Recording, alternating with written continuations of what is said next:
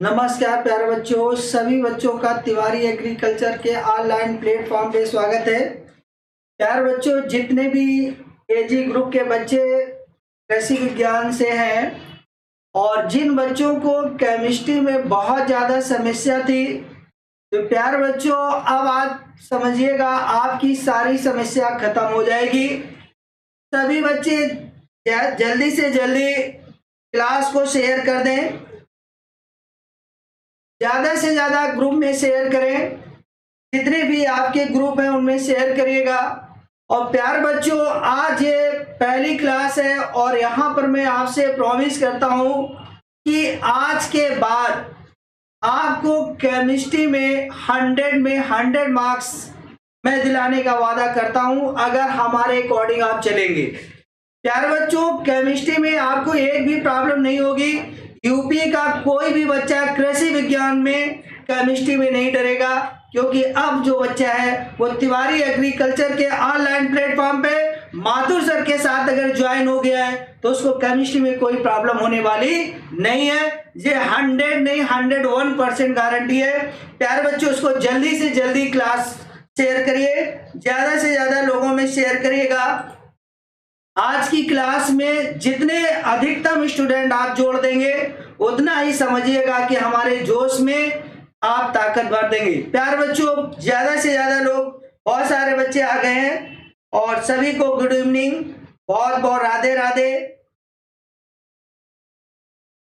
Class को share करिए, ज्यादा से ज्यादा शेयर करिएगा भाई। Royal Aditya very good, Rishabh Singh,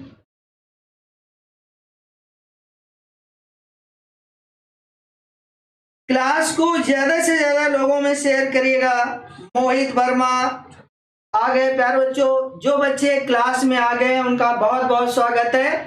तो प्यारे बच्चों, आज के इस क्लास में हम लोग ये जानेंगे कि जो केमिस्ट्री में हमारे सिलेबस में हमको क्या पढ़ना है, क्या हमारे सिलेबस से रिड्यूस हो गया है। माध्यमिक शिक्षा परिषद ने जो कोविड-19 में जब हुआ था तब 30% सिलेबस रिड्यूस हुआ था और वो सिलेबस अभी भी रिड्यूस है। तो हमें पूरा सिलेबस केमिस्ट्री में क्या क्या पढ़ना है उसकी जानकारी हमें होना चाहिए। कैसे बोर्ड में हमें नंबर लाना है उसके बारे में जानकारी होना चाहिए। हमें किसी प्रश्न का आंसर कैसे लिखना है, प्रश्न का उत्तर मुझे कैसे लिखना। देखिएगा, सभी बच्चे प्रश्नों के उत्तर देते हैं लेकिन सभी का परसेंटेज इक्वल नहीं होता है, तो हमें कैसे अपने कॉपी में उस आंसर को देना है। तो ये सारी बातें हम आज इस लेक्चर में देखेंगे। और आज का सिलेबस हम लोगों का क्या क्या हम लोगों को पढ़ना है वो सारा हम सिलेबस आज हम देखेंगे कि हमारा कौन कौन सा सिलेबस है और कौन सा सिलेबस रिड्यूस हो गया है। जो सिलेबस रिड्यूस हो गया है उसको जो है हम लोग यहाँ पर नहीं पढ़ेंगे, केवल जो बोर्ड में हम लोगों के परीक्षा में सिलेबस आना है उसी को हम विधिवत आप लोगों को इतनी जमकर तैयारी कराएंगे कि आपको 100% नंबर आना चाहिए। ये मेरा वादा है। वादा तभी होगा जब आप इस क्लास में मन लगाकर पढ़ेंगे, ज्यादा से ज्यादा लोगों को इस क्लास को शेयर करेंगे। और बस इतना ही चाहिए और इससे ज्यादा एक टीचर को कुछ भी नहीं चाहिए। चलिए प्यारे बच्चों, देखिएगा, सबसे पहले तो रसायन विज्ञान क्या होती है, रसायन विज्ञान को कितने पार्ट्स में डिवाइड किया गया है, ये सारी बातों को हम लोगों को जानकारी करना है। तो जो कृषि रसायन विज्ञान है उस रसायन विज्ञान के 3 पार्ट्स होते हैं। 3 पार्ट उसके पार्ट्स हैं। तो 3 पार्ट्स में एक हमारा जो पार्ट्स होता है वो सबसे पहला जो पार्ट्स होता है उसको हम फिजिकल केमिस्ट्री भौतिक रसायन कहते हैं। दूसरा हमारा जो होता है इनऑर्गेनिक अकार्बनिक रसायन होता है। और जो थर्ड पार्ट जो हमारा होता है वो कार्बनिक रसायन या ऑर्गेनिक केमिस्ट्री होती है। तो देखिए प्यारे बच्चों, यहाँ पर सिलेबस हम पहले आप लोगों को बता दे रहे हैं। बच्चों को और ज्यादा से ज्यादा आप क्लास में शेयर करिएगा और जितना ज्यादा से ज्यादा इन बच्चों को आप लोग सभी लोग शेयर कर देंगे, अपने फ्रेंड सर्किल में शेयर करिएगा। यूपी का कोई भी बच्चा आप केमिस्ट्री में एग्रीकल्चर का बच्चा, किसी भी बच्चा जो एग्रीकल्चर का किसी भी विद्यालय का होगा उसको केमिस्ट्री में कोई भी डर नहीं लगेगा, क्योंकि अब माथुर सर ने ये बीड़ा उठाई है कि हर बच्चों को कृषि विज्ञान के केमिस्ट्री को सिखा के ही मैं मानूंगा। जब तक कृषि विज्ञान का बच्चा केमिस्ट्री में डरेगा तब तक अपनी बीड़ा में रखने वाला नहीं हूं। इसलिए सभी बच्चों को बहुत बहुत इस चैनल पर स्वागत है। चलिए देखिएगा प्यारे बच्चों, अब यहाँ पर हम लोग देखते हैं, तो मैंने आपको बताया था कि जो हमारी रसायन विज्ञान है, इस रसायन विज्ञान को 3 पार्ट्स में डिवाइड किया गया है, और वो 3 पार्ट्स आप लोग देख पा रहे होंगे कि जैसा कि मैंने आप लोगों को अभी बताया था कि वो 3 पार्ट्स हमारे कौन कौन से होते हैं। तो यहाँ आप देख पा रहे होंगे कि ये हमारे 3 पार्ट्स, पहला जो हमारा भौतिक रसायन है, इसको हम फिजिकल केमिस्ट्री भी कहते हैं। इंग्लिश में इसको क्या कहते हैं? फिजिकल केमिस्ट्री कहते हैं प्यारे बच्चों। ये हमारी फिजिकल केमिस्ट्री होती है। दूसरा हमारा यहाँ पर अकार्बनिक रसायन है, इसको हम इनऑर्गेनिक भी कहते हैं। क्या कहते हैं इंग्लिश में? इंग्लिश में ऑर्गेनिक, इनऑर्गेनिक केमिस्ट्री कहते हैं। दूसरा प्यारे बच्चों ये हमारी कार्बनिक रसायन है, इसको हम क्या कहते हैं? ऑर्गेनिक केमिस्ट्री कहते हैं। क्या कहते हैं? ऑर्गेनिक केमिस्ट्री कहते हैं। अब प्यारे बच्चों हमें ये देखना है कि हमारे फिजिकल केमिस्ट्री के कौन कौन से चैप्टर हम लोगों को पढ़ना है। अब देखिएगा इसके बारे में, इधर हम दूसरी स्लाइड में देखेंगे।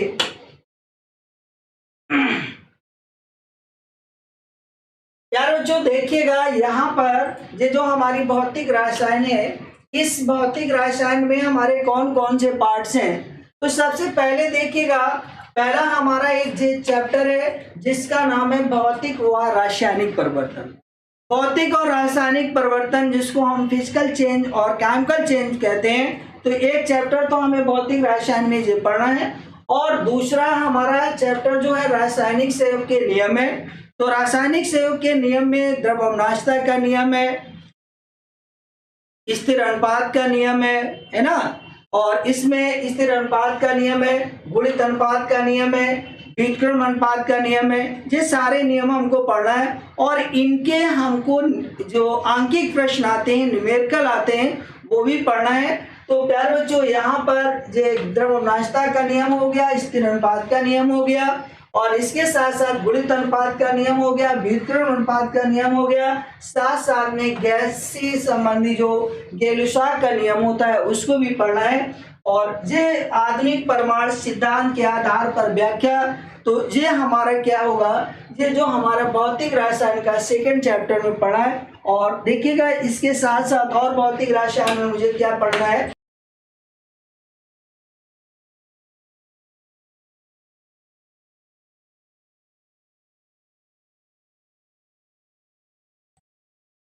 चलिए आप देखिएगा, हम लोग नेक्स्ट इसमें देखते हैं कि और हमारा क्या सिलेबस है।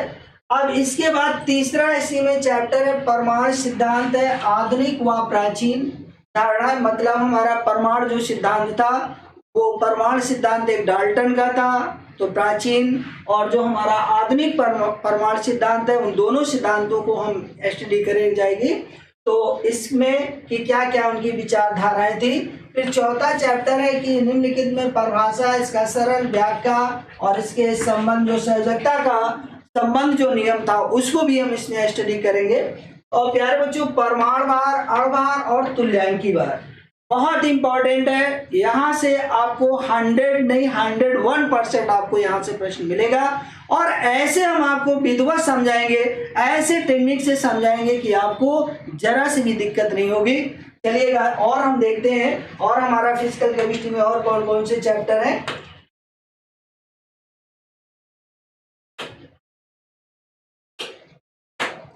अब देखिएगा इकाई यूनिट हमारी फर्स्ट सब खत्म हुई, यूनिट 2nd में देखिएगा क्या क्या पढ़ना है। यूनिट 2nd में आयननवाद। सबसे पहली बात क्या है? आयननवाद। आयननवाद क्या होता है? तो सबसे पहले आयननवाद में हम आयन जानेंगे कि आयन क्या होते हैं, आयन कितने प्रकार के होते हैं, ये सारी बात हम इसी में सीखेंगे। परमाणु क्या होता है, परमाणु के बारे में जानेंगे। देखिएगा आयन्स के बारे में, परमाणु और आयन में क्या अंतर है, इसके बारे में जानकारी हम करेंगे। आयननवाद की सहायता से व्याख्या, वैद्युत अपघटन क्या होते हैं, अम्ल क्या होते हैं, क्षार क्या होते हैं और लवण क्या होते हैं, जल अपघटन क्या होता है, उदासीनीकरण अपक्रिया क्या होती है। ये हमको ये जो आयननवाद का चैप्टर है, इस चैप्टर में हमको क्या करना है, पढ़ना है। ठीक है, अब देखिएगा नेक्स्ट चैप्टर हमारा जो होगा, इस नेक्स्ट चैप्टर में क्या क्या पढ़ना है, ये हमारी अब आ गई मृदा परीक्षण। तो मृदा परीक्षण में आपको यहाँ पर जानकारी पीएच मान क्या होता है। मान लीजिएगा हमारी क्षारीय मृदा होती है, क्षारीय मृदा का पीएच मान कितना होगा, अम्लीय मृदा का पीएच मान कितना होगा, जो अम्लीय क्षारीय मृदा नहीं होगी, न्यूट्रल होगी, उदासीन जो मृदा होगी उसका पीएच मान क्या होगा, उसके बारे में पढ़ना है। जीवांश पदार्थ एवं मृदा के अम्लीय व क्षारीय गुणों का हमें इसमें तुलनात्मक क्या करना होगा, अध्ययन करना होगा। तो ये हमारा जो सेकेंड चैप्टर होगा मृदा परीक्षण में, इतना हम लोगों को पढ़ना है, इसे ज्यादा नहीं पढ़ना है। जो हमारे बोर्ड में आना है उसको अच्छी तरीके से करना है। अभी आपको बोर्ड की परीक्षा में मार्क्स लाना है, हमें ऐसे पढ़ना है कि हमारी जो बोर्ड की परीक्षा है उसमें मैक्सिमम से मैक्सिमम हम अंक क्या कर सके, प्राप्त कर सके। और मैक्सिमम अंक तभी प्राप्त कर पाएंगे जब आप अपने सिलेबस को विधिवत जानकर पढ़ेंगे। अगर हम विधिवत अपने सिलेबस को जानकर नहीं पढ़ेंगे तो हमें यही नहीं मालूम होगा कि हमें क्या पढ़ना है और क्या नहीं पढ़ना। मान लीजिएगा आपने कुछ जो सिलेबस आपके पेपर में नहीं आ रहा है उसको आपने पढ़ रखा होगा तो फिर कैसे आपका काम चलेगा, है ना। चलिए अब देखिए नेक्स्ट हमारा जो होगा, नेक्स्ट इसमें और हमें क्या पढ़ना है। अब देखिएगा तत्वों का आवर्ती वर्गीकरण। तो ये हमारा जो अकार्बनिक रसायन है, इतना तो अभी मैंने आपको बताया था फिजिकल केमिस्ट्री जो भौतिक रसायन में पढ़ना था। अब हमारी अकार्बनिक रसायन आ गई और अकार्बनिक रसायन में हमें क्या क्या पढ़ना है उसके बारे में देखिएगा। तो यहाँ पर सबसे पहले तत्वों का आवर्ती वर्गीकरण है ना। फिर हमारा अब यहाँ पर जल में स्थायी और अस्थायी कठोरता, जल जो होता है जल में स्थायी कठोरता क्या होती है, अस्थायी कठोरता क्या होती है, इसके बारे में जानना है। कठोर जल क्या होते हैं, मृद जल क्या होते हैं, उसके बारे में जानकारी करना है।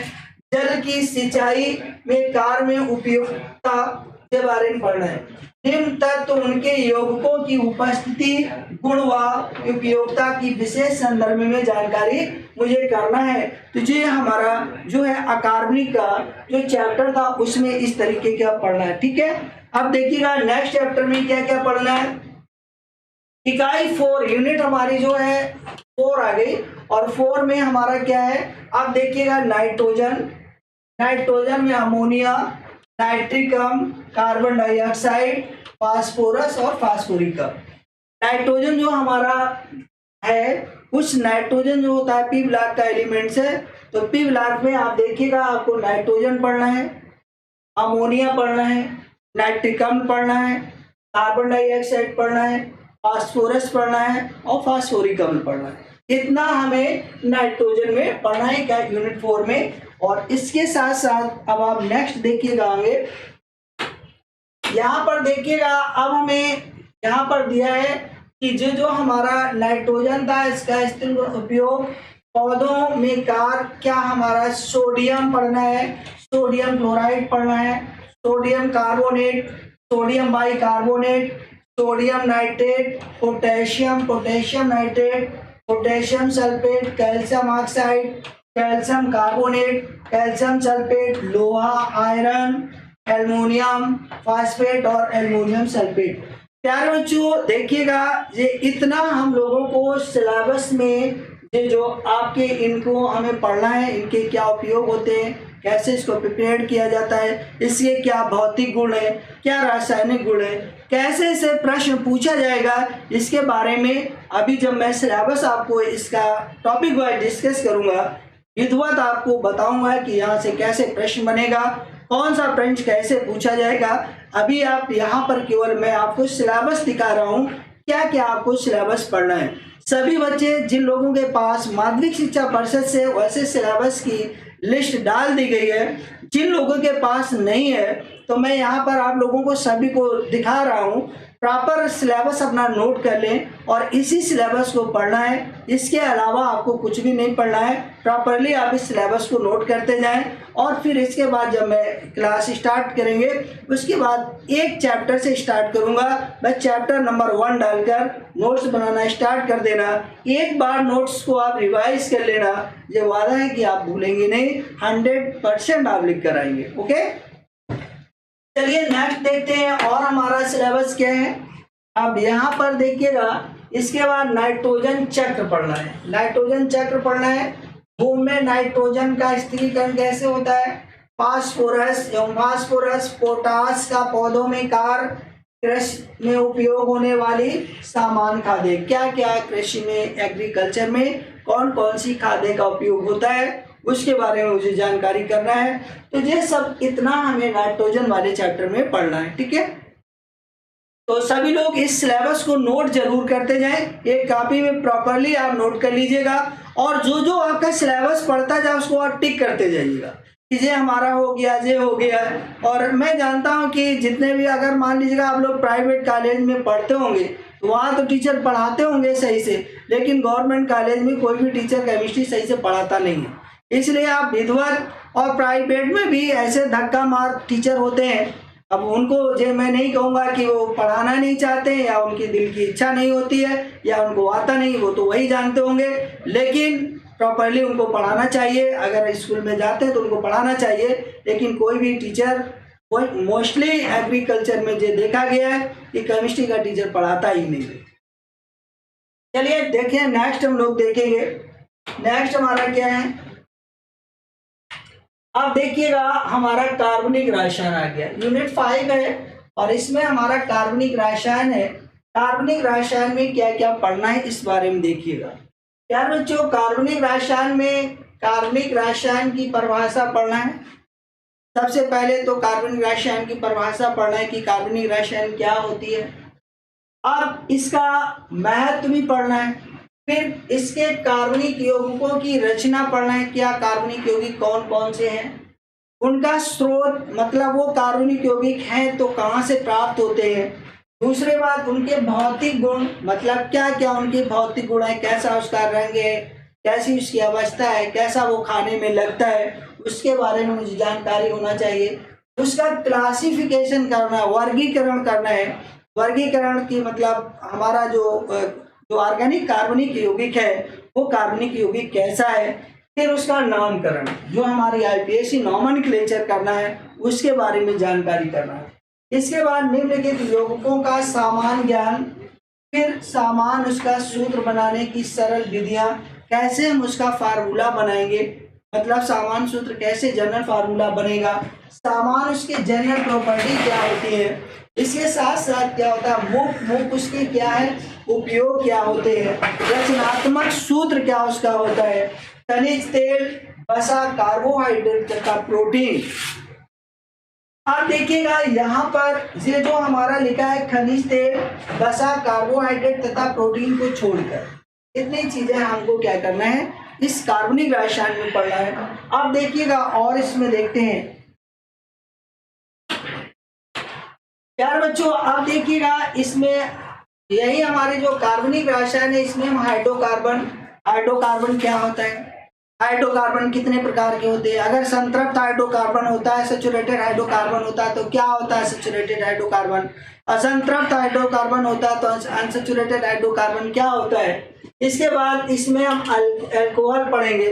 अल्कोहल में हमारे पास यहाँ पर केवल एक ही अल्कोहल आपको पढ़ना है, एथिल अल्कोहल पढ़ना है, और एक आपको ग्लिसरीन पढ़ना है जिसको हम ग्लिसरॉल कहते हैं। ठीक है, तो यहाँ पर उसका प्रिपरेशन मेथड होगा, इसके यूजेज होंगे, इसकी केमिकल प्रॉपर्टीज होंगे, इसके भौतिक गुण होंगे, इसके बारे में मुझे अध्ययन करना है। यहाँ पर एल्डिहाइड्स और कीटोन में फॉर्मेल्डिहाइड और जो आपका एस्टिकम और आपका आर्जेलिकम, वसा तथा तेल, साबुन और साबुनीकरण। कार्बोहाइड्रेट्स, अब देखिएगा कार्बोहाइड्रेट में ग्लूकोज, फ्रुक्टोज, बेंजोनोन तथा फिनॉल के बनाने की सामान्य विधियां तथा सामान्य गुण का हम लोग क्या करेंगे, अध्ययन करेंगे। ओके, अब देखिएगा नेक्स्ट हमारे पास प्यारे बच्चों आप देखिएगा यहाँ पर एक प्यारी सी हेडिंग आ गई है और इसको देखकर अब आप अपने चैप्टर में, अपने रजिस्टर में एक अच्छा सी हेडिंग डालिएगा और लिखिएगा भौतिक और रासायनिक परिवर्तन। प्यारे बच्चों हमने अभी तक जो भी जानकारी ली वो पूरा सिलेबस, जितना टोटल हमें सिलेबस पढ़ना था उसकी जानकारी हम लोग ले चुके हैं कि कौन कौन सा सिलेबस हमें पढ़ना है। तो एक साथ आप जोरदार जबरदस्त शेयर करें प्यारे बच्चों। जितने भी 12 के बच्चे हैं इस क्लास को ज़्यादा से ज़्यादा शेयर करें। और अब हम लोग जो है अपने सिलेबस का पहला चैप्टर, और वो भी भौतिक रसायन का पहला चैप्टर आप देख पा रहे होंगे। बहुत प्यारी सी हेडिंग रखी है भौतिक और रासायनिक परिवर्तन। यहाँ पर फिजिकल चेंजमेंट और केमिकल चेंजमेंट के बारे में पढ़ने वाले हैं। जल्दी से जल्दी इसको शेयर करिए और सभी लोग अपने कॉपी में इसको नोट करिएगा। पहला चैप्टर भौतिक और रासायनिक परिवर्तन। जबरदस्त शेयर करिए प्यारे बच्चों, सभी लोग जल्दी से इसको शेयर करिएगा।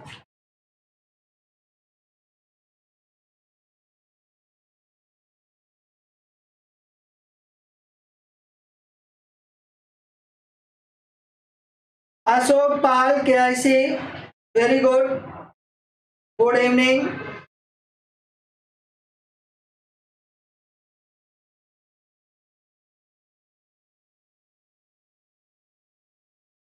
मस्ती। चलिए प्यारे बच्चों अब देखिएगा आज का जो हमारा भौतिक रसायन का जो पहला चैप्टर है वो हमारा क्या है, भौतिक और रासायनिक परिवर्तन, फिजिकल चेंजमेंट और रासायनिक चेंजमेंट मतलब केमिकल चेंजमेंट। प्यारे बच्चों भौतिक चेंजमेंट और रासायनिक, देखिएगा जो हमारा रासायनिक परिवर्तन होते हैं इस प्रकृति का नियम है, इस प्रकृति का नियम है, रूल है कि परिवर्तन होना जरूरी है। यदि किसी के जीवन में, यदि किसी अभिक्रिया में परिवर्तन नहीं होगा तो वो उसका जीवन कैसा लगने लगेगा, नीरस लगने लगेगा, उसको बहुत उस जीवन से क्या लगने लगेगा, उबल लगने लगेगी। इसलिए परिवर्तन होना तो स्वाभाविक है। परिवर्तन अगर नहीं होगा, अगर 24 आवर्स रात ही बनी रहे तब भी आप लोग उब जाएंगे, हम लोग सभी लोग उब जाएंगे। अगर 24 आवर्स दिन ही बने रहे तब भी हम लोग उब जाएंगे। अगर 24 आवर्स सुबह ही बना रहे तब भी हम लोग उब जाएंगे। 24 आवर्स अगर नाइट बनी रहे, इवनिंग बनी रहे तब भी। तो परिवर्तन होना तो ये प्रकृति का रूल है, परिवर्तन तो होगा ही। और ये परिवर्तन जो होता है वो 2 प्रकार का होता है। आप देख पा रहे होंगे परिवर्तन 2 प्रकार का हो रहा है। पहला जो परिवर्तन आपको लिख पा रहे हैं कि भौतिक परिवर्तन लिखा है और दूसरा क्या लिखा हुआ है, रासायनिक भौतिक परिवर्तन। प्यारे बच्चों आप जानते हैं कि भौतिक परिवर्तन क्या होता है। भौतिक परिवर्तन का मतलब होता है, मान लीजिएगा आप जैसे पानी है, पानी को आप क्या करें, अगर आप फ्रीजर में रख दें, पानी जो होता है कैसा होता है, जो हमारा जल होता है वो द्रव अवस्था में होता है। और अगर हम पानी को, उसी पानी वाटर को, जल को फ्रीजर में उठाकर डाल देते हैं तो वो आइस में परिवर्तित हो गया। थोड़ी देर के लिए जल जो हमारा था, जो द्रव अवस्था में था, वो द्रव अवस्था से सीधे किस में बदल गया, ठोस अवस्था में बदल गया। प्यारे बच्चों यही तो भौतिक परिवर्तन है।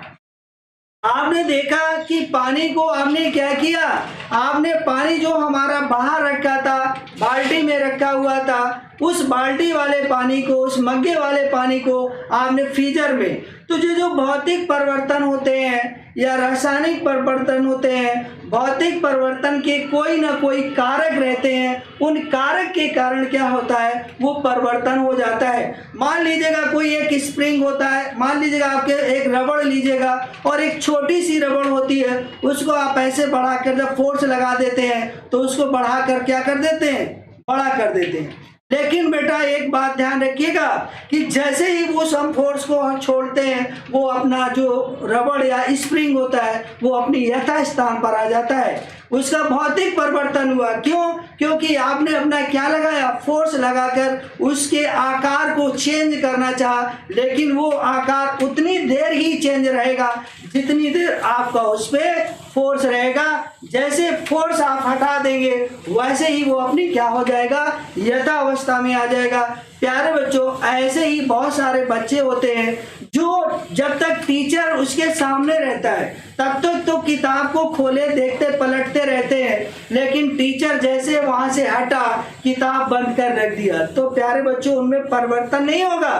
परिवर्तन दोनों ने थोड़ी देर दिखाया, केवल भौतिक परिवर्तन उन्होंने थोड़ी देर दिखा दिया टीचर के सामने अपने आप को गुड फील करने के लिए कि I am very good students, मैं पढ़ रहा हूँ। लेकिन जैसे ही टीचर क्लास से गायब, आपने किताब बंद करके क्या कर दिया, रख दिया। तो टीचर का प्रेशर था इसलिए आप किताब खोलकर बैठे हुए थे ना। तो ये क्या था, भौतिक परिवर्तन था। अगर वो टीचर बाहर चला गया, आपने किताब अंदर रखा, तो उसका डर था, इसी वजह से था। मान लीजिएगा जैसे हमारा कोई पेड़ है, आपने बहुत सारे प्लांटिंग कटिंग देखी होगी, गुलाब की कटिंग की जाती है, पौधे को काट देते हैं, आफ्टर सम टाइम्स पौधा फिर क्या हो जाता है, बड़ा हो जाता है, फिर बड़े में उसमें वैसे ही डहलियाँ आ जाती हैं, टहनियाँ बन जाती हैं। तो ये आपका क्या हुआ, भौतिक। आपने देखा होगा अब बहुत सारे बच्चे हैं इस समय हनी सिंह की कटिंग कटा के आते हैं। अब तो या गंजे हो जाओ तो थोड़ी देर के लिए तो गंजे हो गए, 2 महीने बाद या 1 महीने बाद फिर आपके बाल उगाएंगे। तो ये कैसा परिवर्तन है, ये भौतिक परिवर्तन है कि नहीं है भाई? थोड़ी देर के लिए परिवर्तन हुआ, जब उसका इफेक्ट खत्म हुआ, आप क्या हो गया, बाल फिर आपके आ गए। अब लगातार तो वैसे बाल नहीं रह सकते हैं। तो ये आपका भौतिक परिवर्तन। जब भौतिक परिवर्तन का मतलब क्या होता है, ऐसा परिवर्तन जिसका केवल आकार और अवस्था क्या हो जाती है, बदल जाती है, लेकिन उसके भार और संगठन में कोई परिवर्तन नहीं होता है। ऐसा परिवर्तन हमारा जो होता है वो कहलाता है प्यारे बच्चों भौतिक परिवर्तन। जब किसी पदार्थ का केवल आकार बदल जाए, उसकी अवस्था बदल जाए, और लेकिन उसका संगठन ना बदले, उसके भार में कोई परिवर्तन ना हो, ऐसा परिवर्तन प्यारे बच्चों हमारा क्या कहलाता है, भौतिक परिवर्तन कहलाता है। भौतिक परिवर्तन, मान लीजिएगा आप कमरे में बैठे हुए हैं, बल्ब को जलाए हुए हैं, बल्ब जल रहा है, बल्ब क्या अगर स्विच ऑन कर देंगे बंद हो जाएगा ना, तो ये भौतिक परिवर्तन हुआ ना, लगातार जलता रहेगा क्या?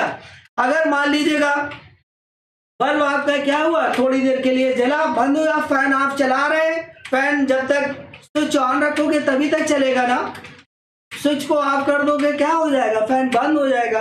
ये हमारा कैसा परिवर्तन है प्यारे बच्चों, भौतिक परिवर्तन है। ये कैसा परिवर्तन है, भौतिक परिवर्तन है। तो ये सारे परिवर्तन जो होते हैं अस्थायी परिवर्तन होते हैं, इसमें कोई नया पदार्थ नहीं बनता है। भौतिक परिवर्तन जो एक ऐसा परिवर्तन होता है जिसमें कोई नया पदार्थ नहीं बनता है, केवल उसका आकार और अवस्था क्या हो जाती है प्यारे बच्चों, परिवर्तित हो जाती है। ऐसा परिवर्तन हमारा क्या कहलाता है, भौतिक परिवर्तन कहलाता है। तो प्यारे बच्चों ये बात आप लोगों को समझ में आ गई होगी कि भौतिक परिवर्तन क्या होता है।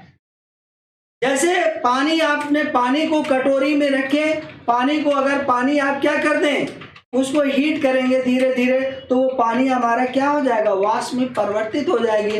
अगर उसी वाष्प को हम क्या कर लें, ठंडा कर दें, तो वो वाष्प जो हमारी होगी पुनः किसमें फिर परिवर्तित हो जाएगी, वो फिर जल में परिवर्तित हो जाएगी।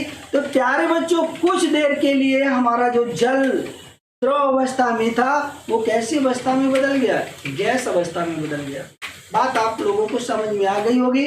तो प्यारे बच्चों भौतिक परिवर्तन, आइए अब हम लोग देखते हैं भौतिक परिवर्तन। आप लोग सभी लोगों ने डाल लिया होगा हेडिंग। तो मैंने आप लोगों को भौतिक परिवर्तन क्या बताया प्यारे बच्चों, जो हमारा जो भौतिक परिवर्तन होता है, मैंने आपको फिजिकल चेंजमेंट क्या बताया, ये हमारा जो फिजिकल चेंजमेंट था, ये फिजिकल चेंज जो था भौतिक परिवर्तन। जैसे हमने आपको बताया कि ये हमारा पानी है, पानी अगर जो हमारा होगा अगर बर्फ में बदल जाए, किसमें बदल जाए, बर्फ। आप देखो पानी की अवस्था कैसी होती है, ये हमारा कैसी अवस्था में होता है, लिक्विड अवस्था में होता है। द्रवावस्था में होता है। कैसे अवस्था में होता है? द्रवावस्था में होता है। ये कैसे अवस्था में होता है? ठोस अवस्था में होता है। तो क्या हुआ, ये पानी हमारा जो था, जब हमने इसको क्या किया, कूल किया, ठंडा किया, फ्रीजर में डाल दिया, तो ये हमारा बर्फ में बदल गया, सॉलिड में चला गया, ठोस अवस्था में हो गया। किसमें हो गया? ठोस अवस्था में हो गया। प्यारे बच्चों, इसी तरीके से देखिएगा, दूसरा मान लीजिएगा, भौतिक परिवर्तन जो होता है, भौतिक परिवर्तन प्यारे बच्चों होता क्या है? भौतिक परिवर्तन जो होते हैं, वो भौतिक परिवर्तन हमारे कैसे परिवर्तन होते हैं? भौतिक परिवर्तन अस्थायी परिवर्तन होता है। कैसा होता है? अस्थायी परिवर्तन होता है। अस्थायी परिवर्तन होता है। इसमें क्या, इसमें केवल क्या परिवर्तित होता है? मैंने बताया, इसमें अवस्था परिवर्तित हो जाएगी, और उसका क्या परिवर्तित होगा? आकार परिवर्तित हो जाएगा।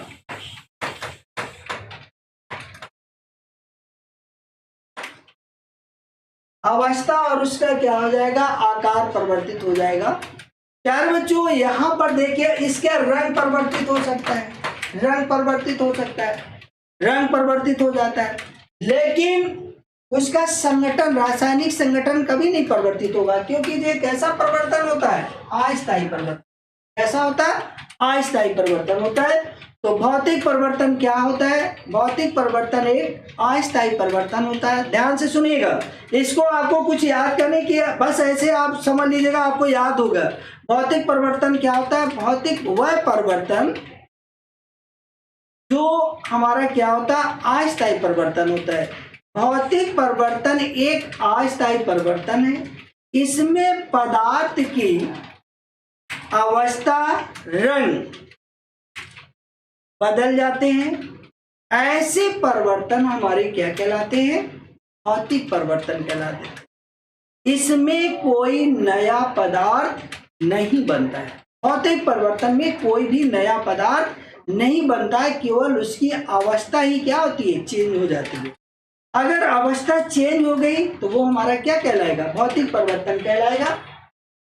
अब देखिएगा, यहाँ पर मैं आपको इस स्लाइड के माध्यम से दिखाना चाहूंगा, जो मैंने बताया उसके बारे में देखिएगा। भौतिक परिवर्तन, भौतिक परिवर्तन मैंने क्या बताया? वे परिवर्तन जिनमें पदार्थों के भौतिक गुण, वे पदार्थ जिनमें पदार्थों के भौतिक गुण, कौन? जैसे रंग, अवस्था, कुछ समय के लिए बदल जाते। मैंने अभी आपको बताया था, पानी को अगर आपने रखा फ्रीजर में, तो वो कैसे अवस्था में जाएगा?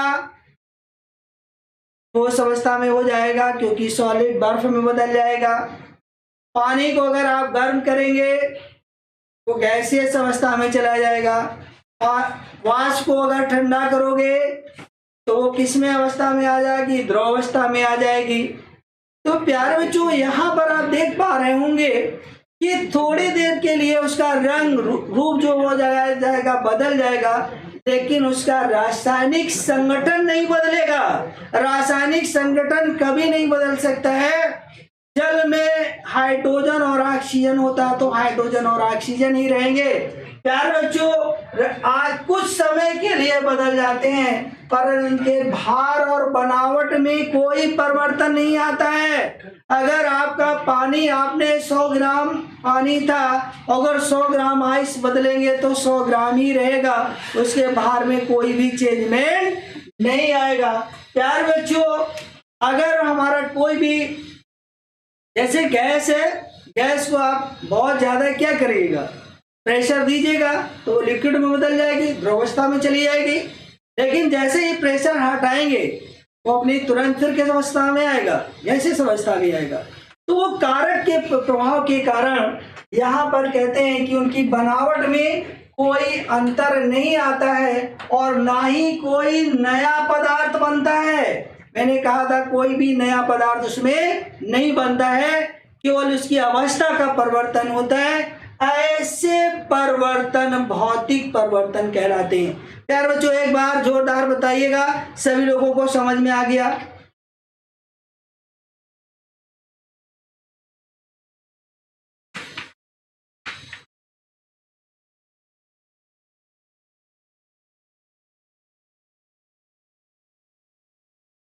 सभी लोग एक बार कमेंट करके बताइएगा सभी को समझ में आ गया। क्लास कैसी लग रही है एक बार शेयर करिएगा। सभी लोग एक बार कमेंट करके बताइएगा सभी को समझ में आ गया प्यारे बच्चों। सभी लोग ओके लिखिएगा।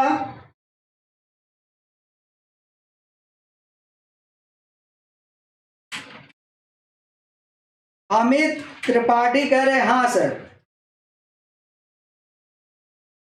राधे कह रहे हैं क्या भाई क्या नो सर क्या प्रॉब्लम है। भौतिक परिवर्तन मैंने बताया क्या होता है। भौतिक परिवर्तन का मतलब होता है जब किसी पदार्थ का क्या बदल जाए, भौतिक गुण जैसे रंग और अवस्था। भौतिक परिवर्तन वही होता है जब किसी पदार्थ की रंग और अवस्था बदल जाए, उसके रासायनिक संगठन में कोई परिवर्तन ना हो, उसकी बनावट में कोई परिवर्तन ना हो, ऐसा परिवर्तन हमारा क्या कहलाता है, भौतिक परिवर्तन। तो आप ये बिल्कुल बस इस परिभाषा को आप उसमें लिख सकते हैं। देखिएगा, वे परिवर्तन जिनमें पदार्थों के भौतिक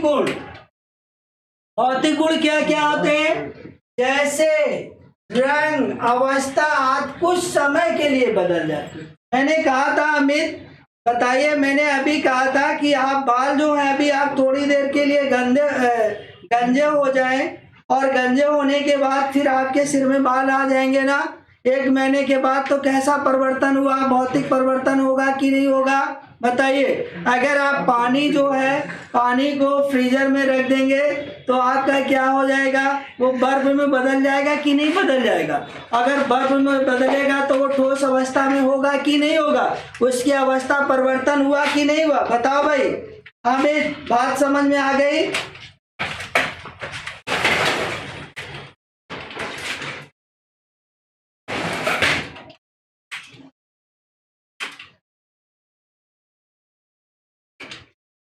जो हमारा भौतिक परिवर्तन होता है एक अस्थायी परिवर्तन होता है। ओके, एक बार सभी लोग कमेंट्स, ठीक है। अब देखिए मैं भौतिक परिवर्तन के कुछ आपको उदाहरण दिखाता हूं जो बहुत ही एग्जामिनेशन में पूछे जाते हैं परीक्षा में। वो एग्जाम्पल देखिएगा दूसरी स्लाइड में।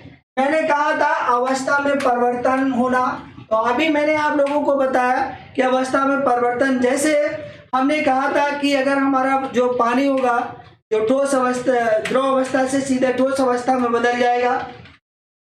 लोहे का चुंबक बनना, प्यारे बच्चों जो हमारा मुलायम लोहा होता है ना, उस मुलायम लोहे को आप काफी देर तक चुंबक में रगड़ते रहिए। जो मुलायम लोहा होता है उसको काफी देर तक चुंबक में रगड़ते रहिए, तो कुछ समय के बाद वो लोहा जो होता है चुंबक की तरीके से बिहेव करने लगता है, चुंबक जैसा कार्य करने लगता है। लेकिन उसको जब काफी समय तक के लिए चुंबक से दूर रखेंगे तो चुंबक जैसा व्यवहार करना क्या कर देगा, बंद कर देगा। तो जो हमारा मुलायम लोहा जब हम उसको काफी देर तक चुंबक में रगड़ते हैं तो चुंबक जैसा बिहेव करने लगता है। तो ये कैसा परिवर्तन हुआ प्यारे बच्चों, भौतिक परिवर्तन हुआ। कैसा परिवर्तन हुआ, भौतिक परिवर्तन।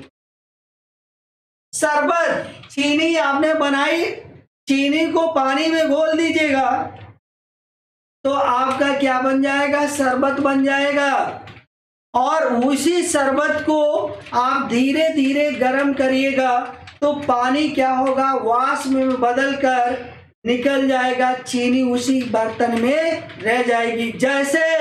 जैसे आपके यहाँ शादी में रसगुल्ले बने थे और जब चाशनी काफी बच गई थी तो आपकी मम्मी ने क्या किया था, उस चाशनी को धीरे धीरे भट्टी में भगोने में रख के गर्म करके उस पानी को पूरा क्या कर दिया था, वेपराइज कर दिया था और चीनी क्या कर ली थी, बना ली थी। ये कैसा परिवर्तन प्यारे बच्चों हुआ, भौतिक परिवर्तन हुआ। क्योंकि चीनी को हमने पानी में घोला, लेकिन जब हमने उस जो शरबत जो हमारा सोल्यूशन बना था उसको जब हमने धीरे धीरे गर्म किया, पानी वाष्प के रूप में क्या हो जाएगा, निकल जाएगा, चीनी उसी में रह जाएगी। तो चीनी पानी क्या हो गया, अलग हो जाएगा कि नहीं। क्यों, क्योंकि उस वाष्प को अगर हम ठंडा कर लेंगे दूसरे कंटेनर में तो पानी अलग हो जाएगा, चीनी अलग हो जाएगा। दूसरा है बल्ब का जलना। मैंने प्यारे बच्चों अभी बताया था कि बल्ब 24 घंटा नहीं जलेगा, जब इच्छा होगी तभी जलेगा, जब इच्छा होगी तभी जलेगा। क्योंकि प्यारे बच्चों जो बल्ब होता है वो हमारे अकॉर्डिंग चलता है, जितनी देर हम स्विच ऑन रखेंगे उतनी देर ही क्या होगा, इसी तरीके से जलेगा। प्लेटिनम के तार को गर्म करना, ये भी एक आपका क्या है प्यारे बच्चों, भौतिक परिवर्तन है। पदार्थों का पिघलना, अभी मैंने आपको बताया कि जो पदार्थ हमारे होते हैं जब पिघल जाते हैं तो ठोस अवस्था से किसमें चले जाते हैं, द्रव अवस्था में चले जाते हैं।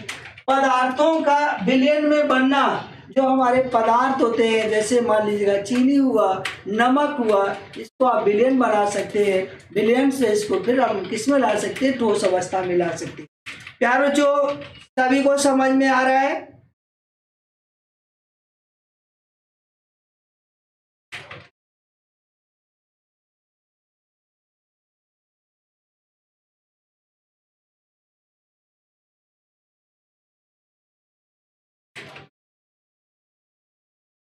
तुझे सभी के सभी आपके एग्जाम्पल किसे के थे, फिजिकल चेंजमेंट, भौतिक परिवर्तन।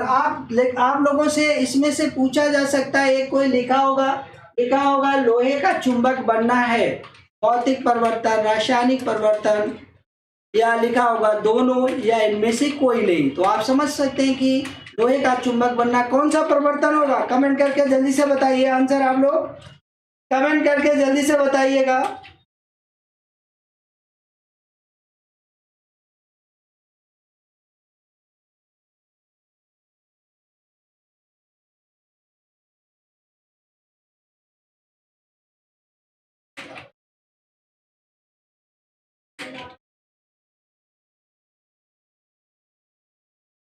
ओके चलिए अब हम देखते हैं रासायनिक परिवर्तन।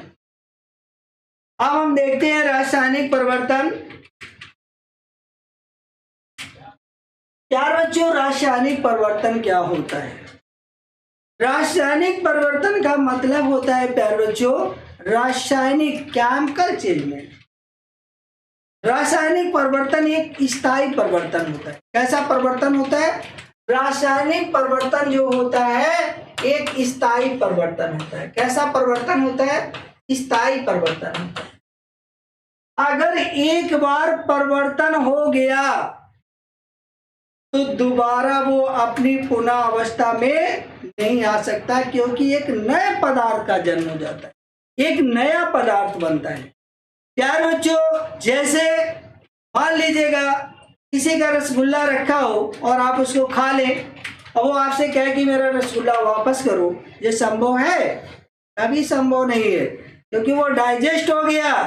अब वो खोपड़ी केवल खड़ा हो जाए, रसगुल्ला वापस नहीं हो सकता है, क्योंकि वो डाइजेस्ट हो गया।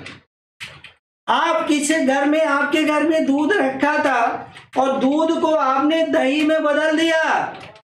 ये दूध था आपका घर में और इस मिल्क को आपने किस में बदल दिया?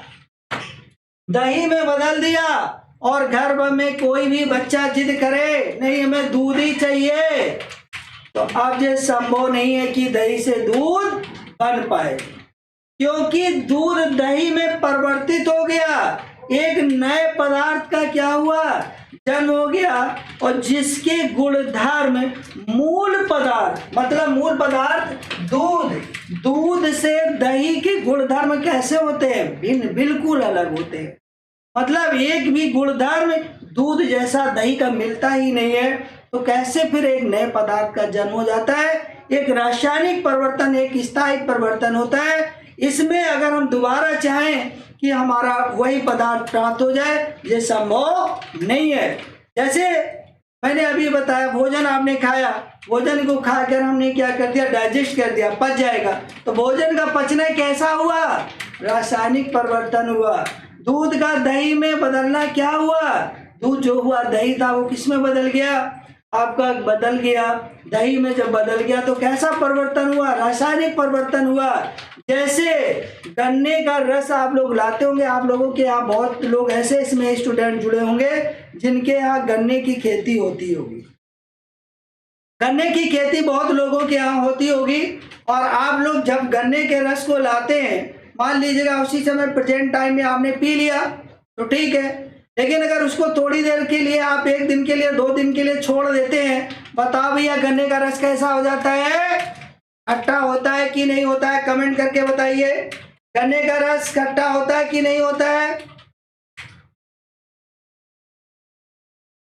चलिए भाई, बहुत कुछ बच्चे, काफी बच्चे कह रहे हैं कि सर बहुत मेहनत कर रहे हैं, बहुत बहुत धन्यवाद, आप लोग इस तरह की बात कह रहे हैं। चलिए,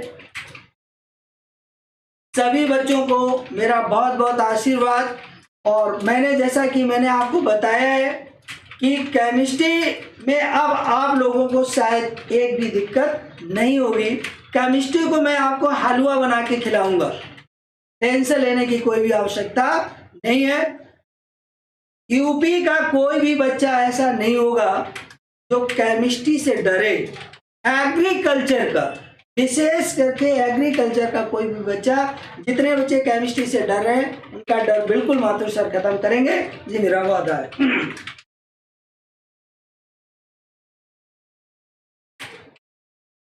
तो अब जैसे मान लीजिएगा दूध से दही बन गया, जैसे लोहे में जंग लगना, लोहे में, तो अब देखिएगा, तो जो हमारा जो गन्ने का रस होता है, गन्ने के रस से आप सिरका बना लेते हैं कि नहीं बना लेते? तो गन्ने के रस से जो सिरका बनता है वो भी तो एक क्या है?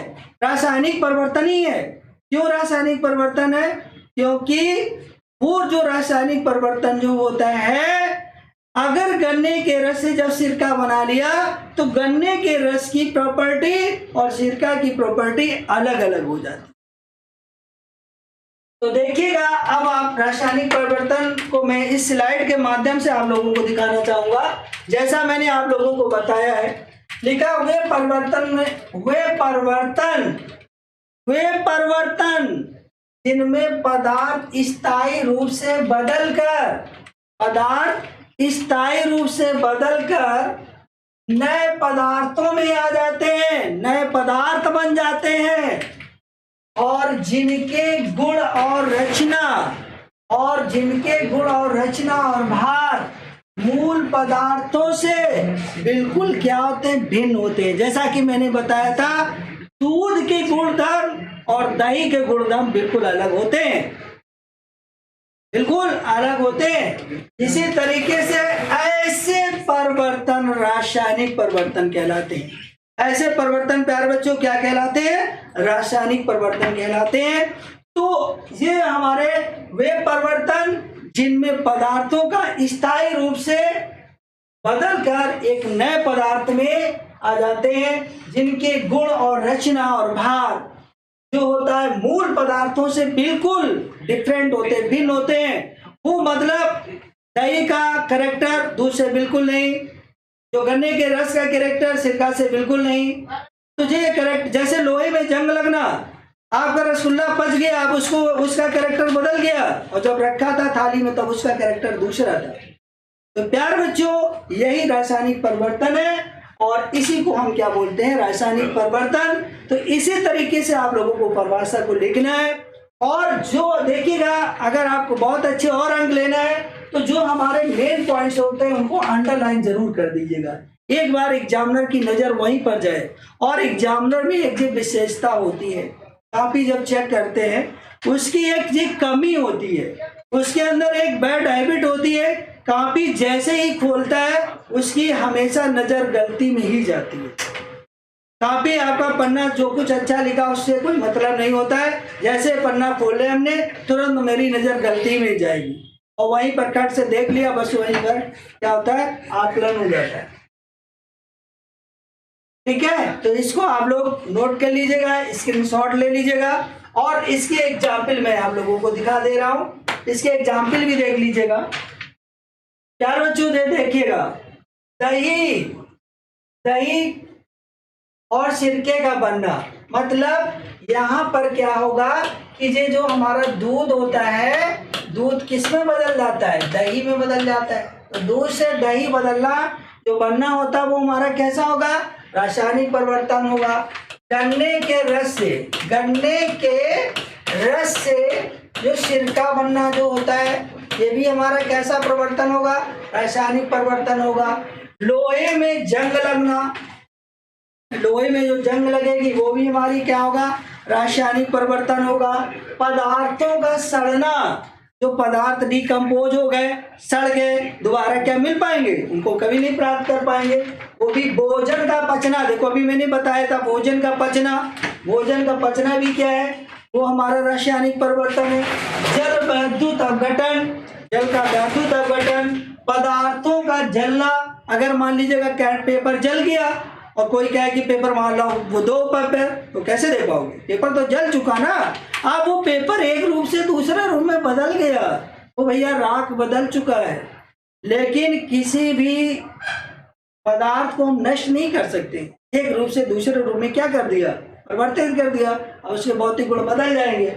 और ये चूने को बुझाना, चूना जो होता है ना, चूना जो स्टोन वाला पत्थर चूना होता है, उसको पानी में डाल देंगे तो कैल्शियम हाइड्रोक्साइड बन जाएगा, उसी को बुझना बोलते हैं। तो ये प्यारे बच्चों सभी के सभी हमारे रासायनिक परिवर्तन के क्या है, उदाहरण है। तो अब देखिएगा इसके साथ साथ ये सभी आप लोग स्क्रीनशॉट ले लीजिएगा, ये एग्जाम्पल है और यही आप लोगों से एग्जामिनेशन में पूछे जाते हैं। स्क्रीनशॉट सभी लोग ले लीजिएगा और सभी ने आई होप स्क्रीनशॉट ले लिया होगा।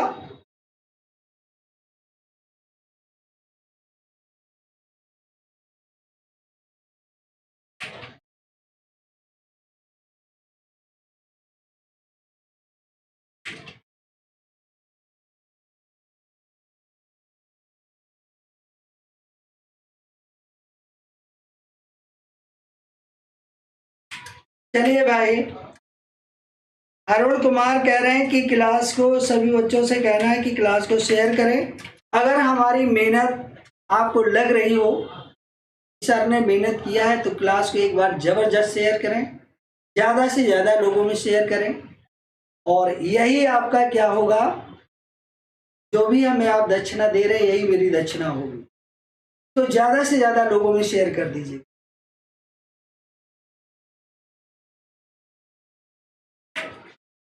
और क्लास अब बस देखिएगा, यहाँ पर इसके लिए परिवर्तन, भौतिक और रासायनिक परिवर्तन भी पूछ लिए जाते हैं।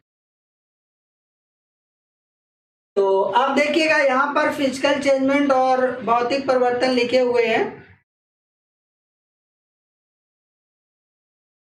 तो यहाँ पर जो भौतिक परिवर्तन ये आपके हैं, फिजिकल चेंजमेंट, तो यहाँ पर क्या होता है, कभी कभी आप लोगों से अंतर पूछ लिया जाता है।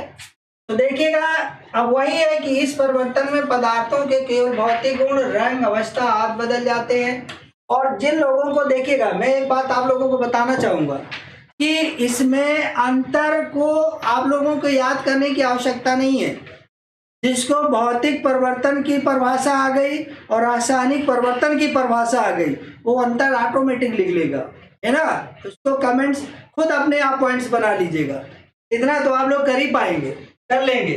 देखिएगा इसमें मैंने बताया कि भौतिक गुण, रंग, अवस्था आदि बदल जाते हैं। इसमें परिवर्तन में बिल्कुल नया पदार्थ बनता है, जिसके गुण मूल पदार्थ के गुण से बिल्कुल क्या होते हैं, भिन्न होते हैं। इस परिवर्तन में पदार्थ की आंतरिक रचना में कोई अंतर नहीं आता है, जबकि इस परिवर्तन में पदार्थ की आंतरिक रचना में पूर्ण बदल जाती है। बदल जाएगी कि नहीं, दूध से दही बनेगा, लोहे में जंग लग जाएगी, तो उसका परिवर्तन होगा। इसमें पदार्थ के भार में अंतर नहीं आता है, लेकिन इसमें पदार्थ के भार में बदल जाता है। यह परिवर्तन अस्थायी होता है, जबकि रासायनिक परिवर्तन स्थायी होता है, यह आप लोगों को मालूम है। इसमें भौतिक रीतियों द्वारा परिवर्तन के कारण हटाने पर पदार्थ पूर्व, अगर मान लीजिए जो हमारे भौतिक रीतियां हैं, जो ताप है, ताप का प्रभाव होगा, प्रेशर का प्रभाव होगा, जैसे वो प्रभाव हटाएंगे वो अपनी मूल अवस्था में आ जाएगा। लेकिन यहाँ पर क्या होगा, इसमें भौतिक रीतियों द्वारा परिवर्तन के कारण हटाने पर पदार्थ पूर्व अवस्था में नहीं आता है। इन परिवर्तनों में प्रायः ऊष्मा और प्रकाश आदि उत्पन्न होते हैं, अवशोषित होती है, लेकिन इन परिवर्तनों में प्रायः ऊष्मा और प्रकाश आदि या तो उत्पन्न होते हैं और या अवशोषित दोनों होते हैं। तो प्यारे बच्चों, इसको आप लोग सभी लोग स्क्रीनशॉट ले लीजिएगा, सभी लोग स्क्रीनशॉट इसको ले लीजिएगा एक बार।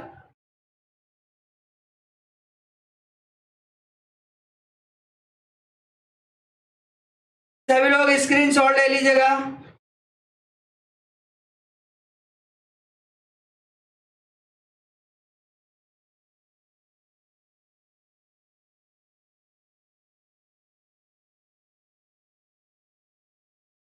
और प्यारे बच्चों, नेक्स्ट देखिएगा, इसके साथ शायद हमको लगता है कि आज की लास्ट स्लाइड थी,